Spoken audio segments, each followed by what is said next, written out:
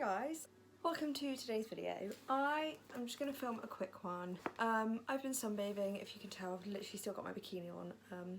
Just thought I'd give my skin a little break because I'm starting to get a bit of red. Today I thought I've just got Orly into a new feeding routine to try and adjust her general routine because I think I mentioned in one of my updates for her that she was starting to sleep through the night, or like I might have just said this in a vlog.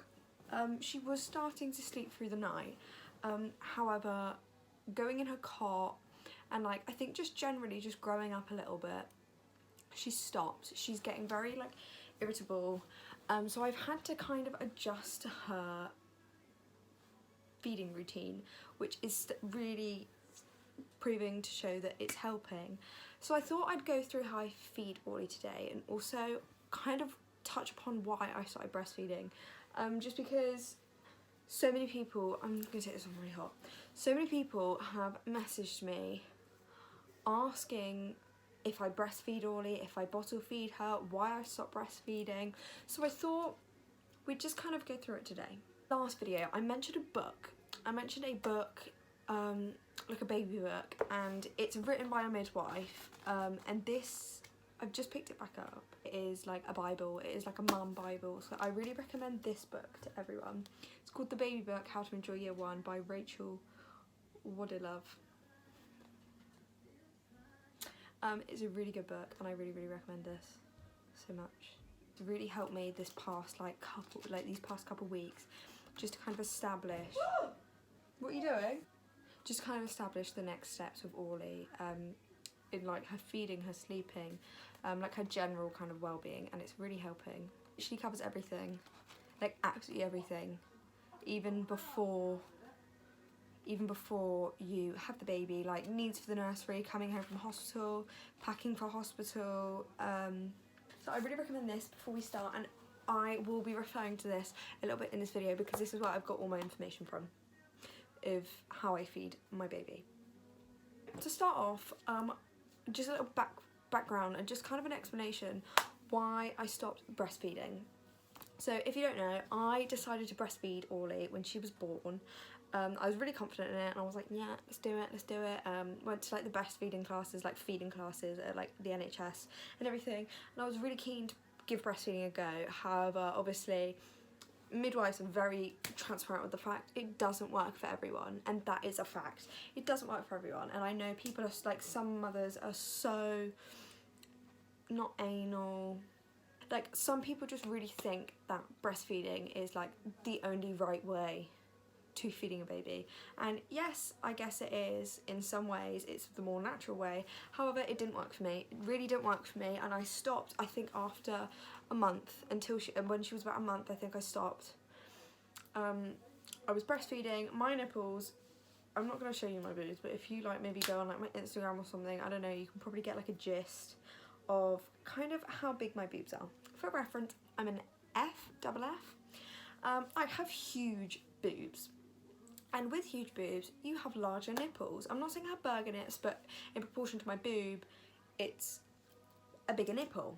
And a bigger nipple means it's not going to fit properly in my baby's mouth. So Orly was literally kind of suckling like the nip, not like where they're meant to get like around it a little bit.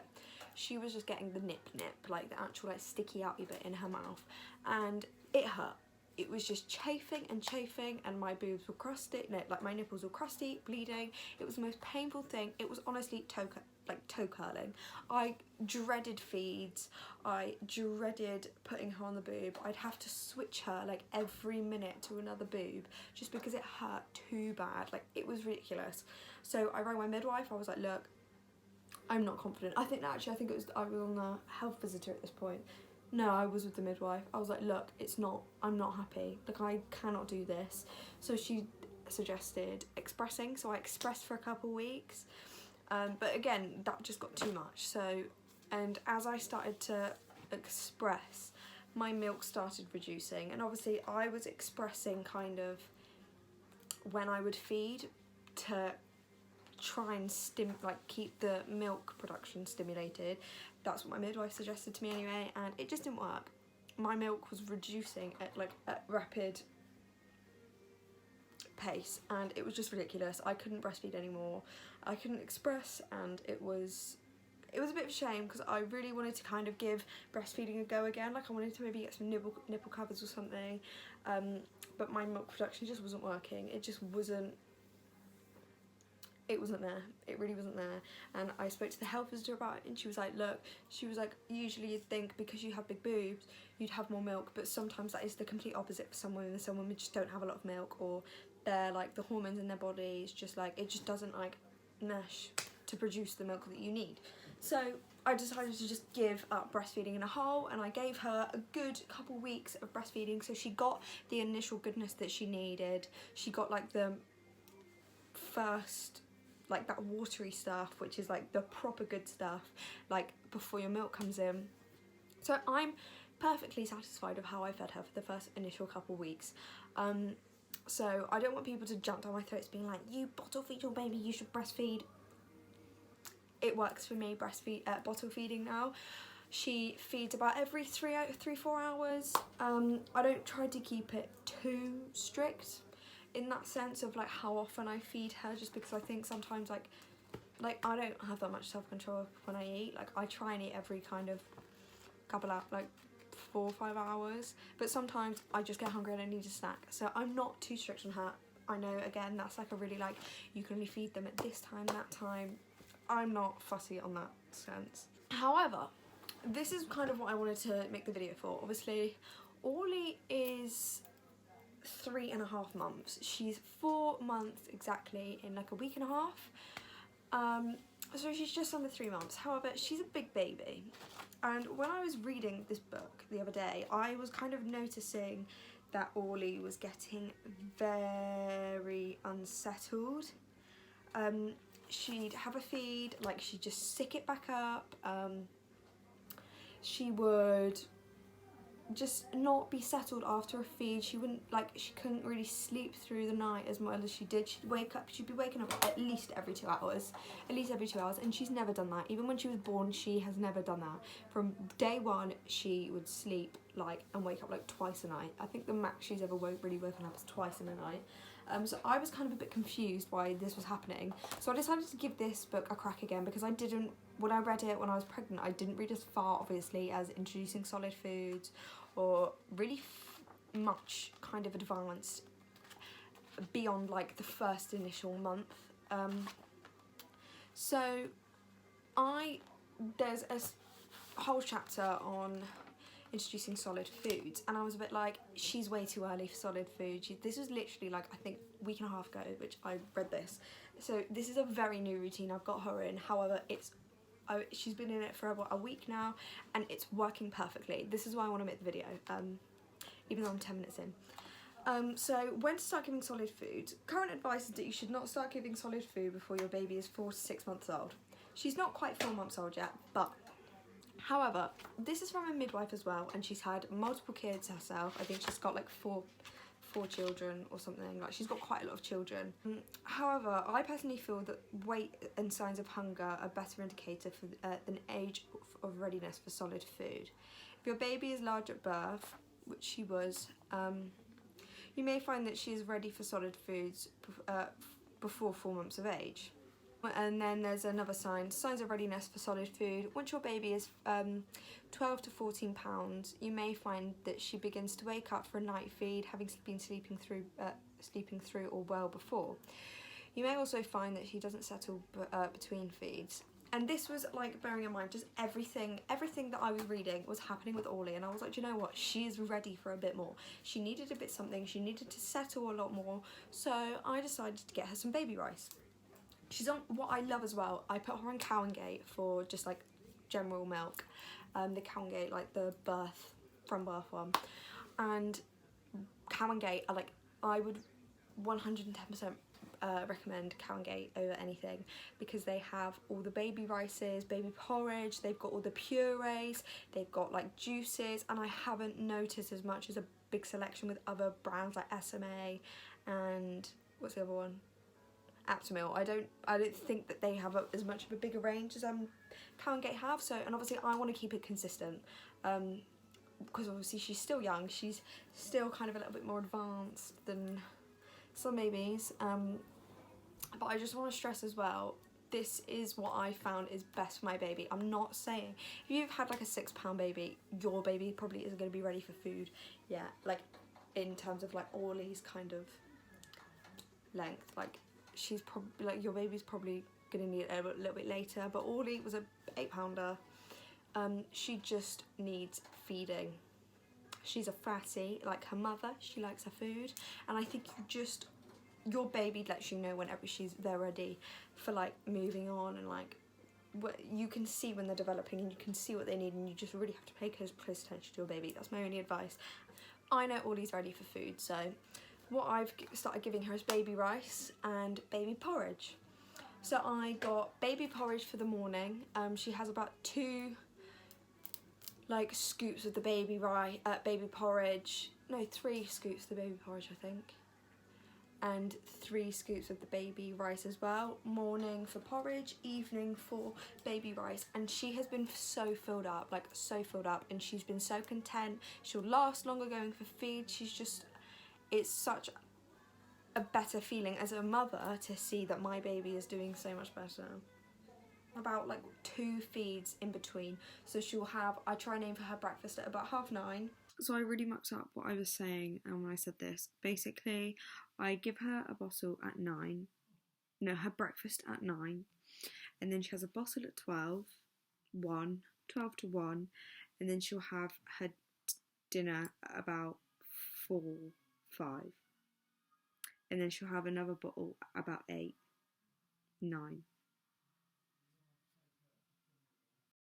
And then she'll either go through till about 2 o'clock, or she'll need one at about midnight, and then she'll go through.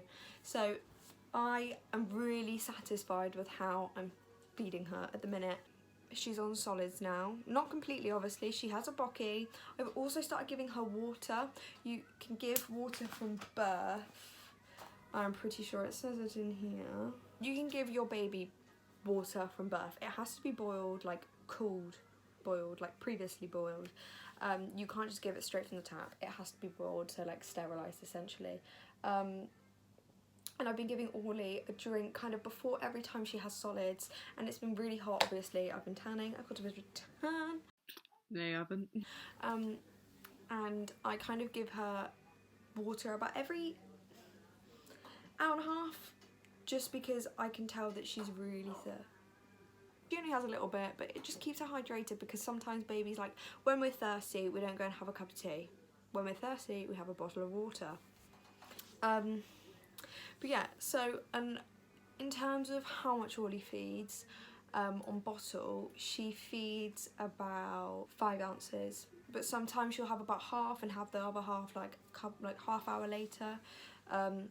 Like she'll have a little doze, wake up and she'll want the rest of it, or sometimes it will just go in one go, or she'll have like 4 ounces, but generally she has about 3 to 5 ounces in one sitting, which is obviously really good. But she's just growing up so fast, and it's actually mad, like actually mad. Yeah, I really recommend this book for any mother, pregnant woman. You can probably get it on like Amazon or something. I got given it,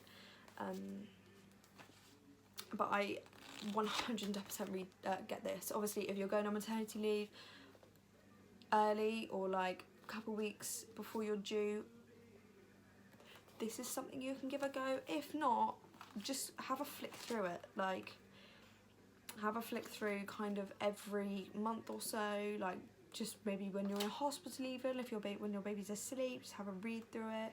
But it has a really good bit on like, hang on, like needs for the nursery. She has like really good lists of what you need, so like items for labour, items for the ward, items for your baby, newborn essentials, shopping list for sleeping, breastfeeding shopping list, bottle feeding shopping list, shopping list for washables,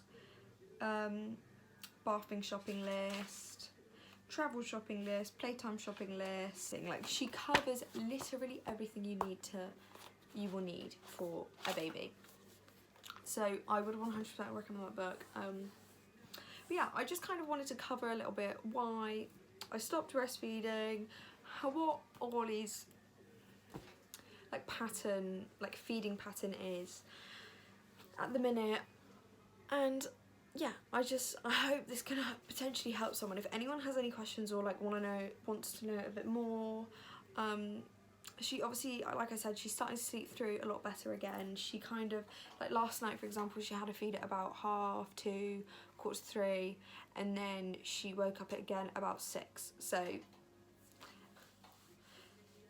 she went back to sleep after her feed at 6, and then I think she woke up at about 9.